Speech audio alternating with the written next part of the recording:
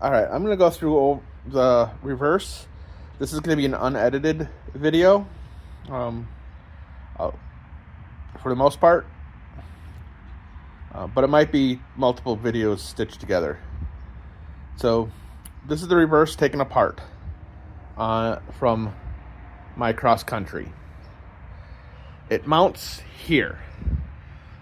The things you need to look out for when trying to take it off is there's the two studs up here that have these bolts. That mounts from the back side. That's what holds the whole gear assembly onto the belt cover. Also on the back are two bolts that hold the cover on.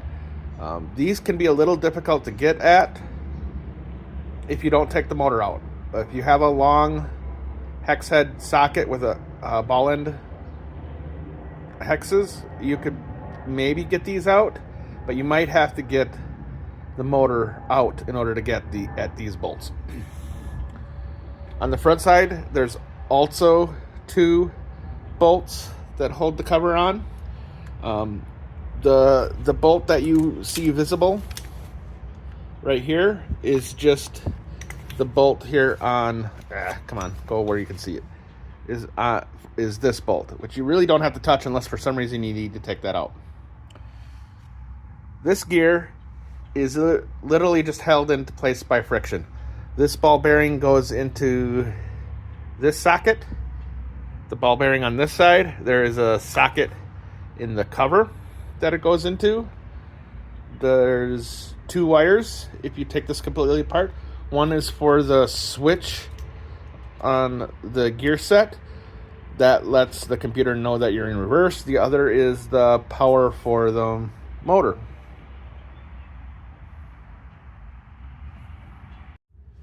All right, the bolts to take the cover off. There is this bigger bolt down here, and the one matching to it to the left of the engagement lever. Those are the bolts that hold the gear set to the belt cover. And then down here is the bolt that holds the cover on, and you'll see above the engagement lever shaft there is another one. Those hold the cover on. These are all quite difficult to get to when the motor is in, so I would suggest taking the motor out to get to them, unless you have the right length tool to do it.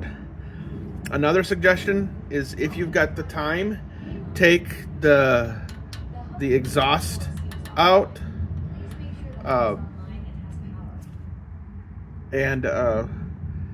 because otherwise it's pretty tight in here. If you have the time, you can do it without it.